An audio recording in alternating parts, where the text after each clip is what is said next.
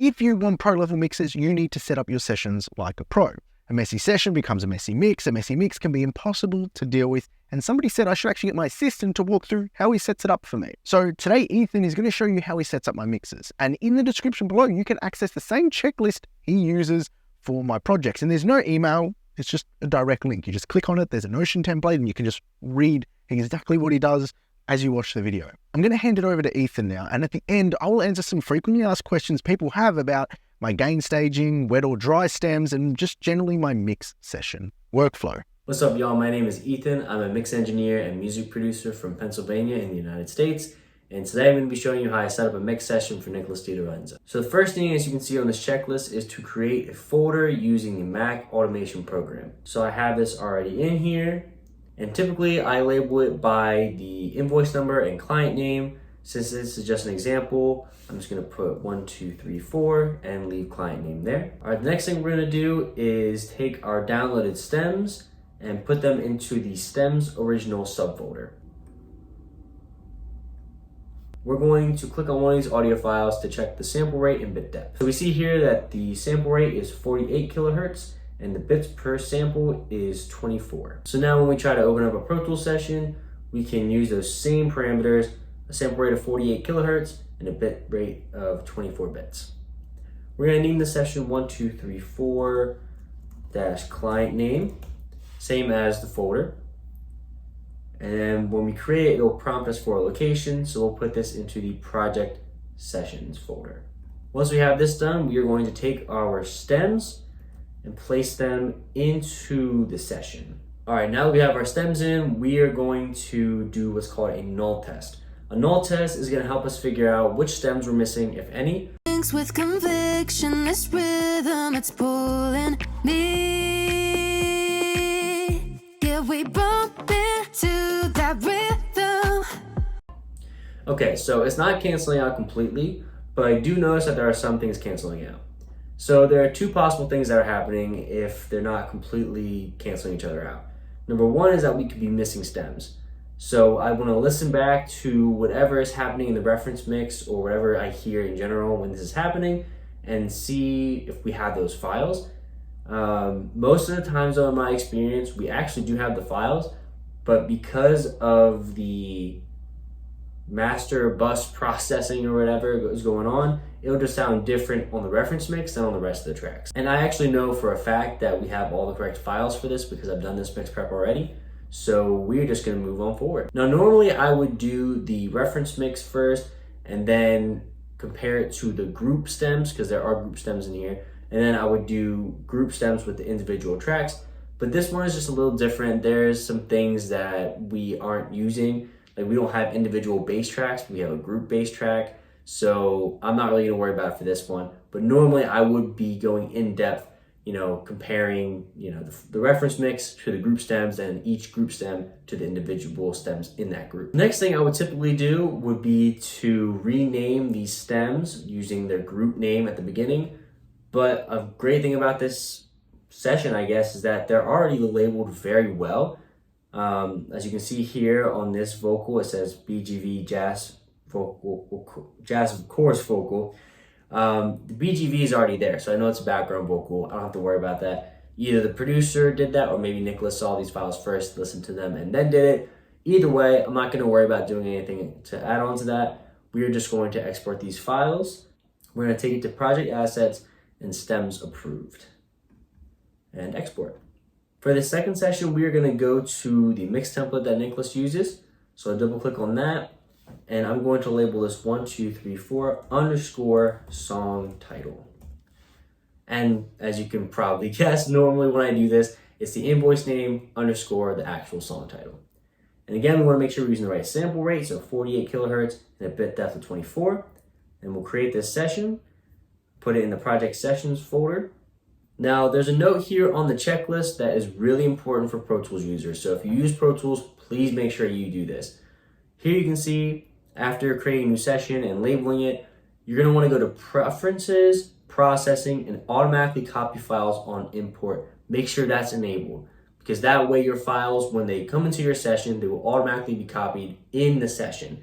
That way you don't have to worry about not having the original stems and your project not working, you just don't want to run into a headache like that. So now that we have the session up, we're going to take our stems from the stems approved subfolder and put them here in the clips organized section. The first thing I'm going to do is import the reference mix. Make sure to set the bars beats, do that, and then we're going to mute this as well, just because we don't want to hear the reference mix and the actual files at the same time. And now I'm going to import the rest of the files, and I'm going to duplicate any tracks or channels that we'll need as needed. At this point, I would sometimes remove the group stems or like mute them or something, but in this case, I'm going to leave them in just for Nicholas's own discretion. And like we saw from the last time or from our last session, some of the group stems are not exactly correct, so to speak. Like typically when you think of group stems, you're going to have a list of individual stems that are going to sum to that. But in this situation, that's not always the case. For example, here we have the group bass track. There aren't any individual bass tracks in there. So we're just not going to worry about muting anything. All right, now our next step is going to be to rename the channels based on what the files themselves say. So here at the top, you can see it says here, drum stems K_S. We're just going to label this as K_S_-01.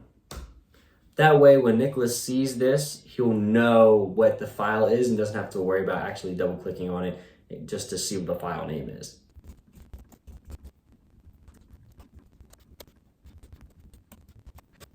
All right, now that we have all of our channels labeled, we are going to start gain staging all of these files. So to do that, we are going to use a program called Defaulter. And we're going to target this level at -6 dB. Now, when I do this, I like to make the files a little bigger. So I'm going to expand this a little bit and then click here on the file and analyze. And it'll take me however many dB I need to get it to a -6 target level. So for this first one, I didn't have to do anything to it, but for the rest I will. All right, now that we have gain stage all the files, we're going to take whatever value that they have been added or subtracted by and do the opposite on the volume part of the channel. This way we get an accurate representation of what the previous producer was trying to get in his reference mix.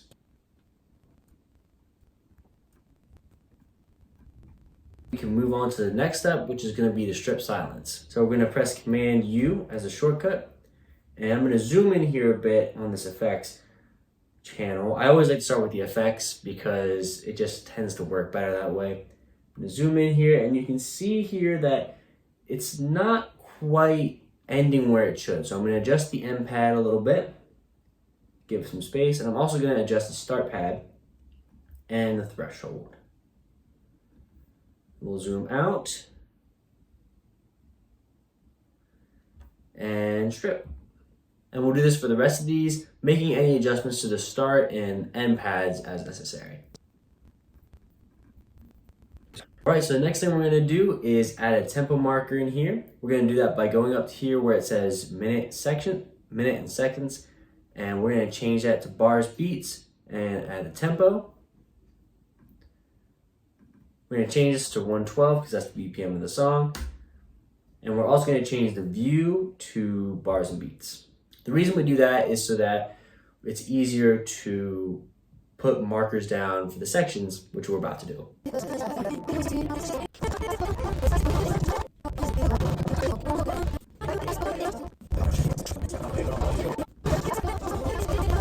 Now I just did this prep, so I know the true peak marker is at measure 82 beat 4. So I'm going to add a marker here, TPM, which stands for true peak marker. However, I am going to listen over this a little bit just to make sure I know how much I need to bring it down to get the gain stage down to -6 dB. Every time we kissing, I was faded now. Okay, so our true peak marker is at 7.8 decibels. We are going to bring down that volume to -6 dB so that it is gain staged correctly. And the way we do that is by using this VCA channel called VAll. I'm going to bring this down by 13.8. And now to make sure that we have it at the right spot, we're going to go over here back to ozone and listen back. The way it feels every time we kiss it. I was faded. All right, once again, you can see here that it is at minus 6 dB. So we are good to go. I'm just gonna remove ozone from this session because Nicholas won't use it. That's just for me to get the metering. And it's at this point that I will upload this project to our shared Dropbox folder so that Nicholas can actually start his own mix on it. Hopefully you learned something from this. I know that just doing preps for him has certainly changed some of the things I do for my own workflow.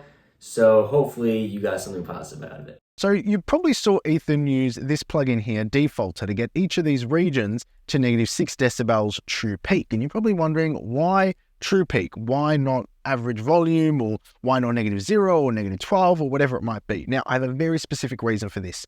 I actually like, whenever I use a channel strip, I'm typically using BX Console SSL 4000. Now, what I want you to do is look at the harmonics here. Okay, look at the harmonics here and look what happens. So the input's currently -6 decibels.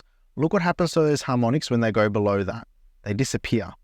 And when they go above it, it's too much. Let's say -5, -3, -4. It's too many harmonics. They're quite prominent. At -6, it's nice. Okay, that third order harmonics, about -50 decibels. It's there, but it's not exactly saturating the hell out of the signal. Also, the reason why I like -6 is because if I do want a little bit more of this drive and harmonics to come through, prior to this plugin here, or even on the input, I can drive it a little bit harder and we get this really nice soft curve as we near 0. And I know how far it is to get there. It's about an extra 2-3 decibels again to start getting this nice little curve on the peaks. That's why all these regions in the session are set up to -6, because I use this plugin here and I just like the way it sounds at -6. That's as simple as that.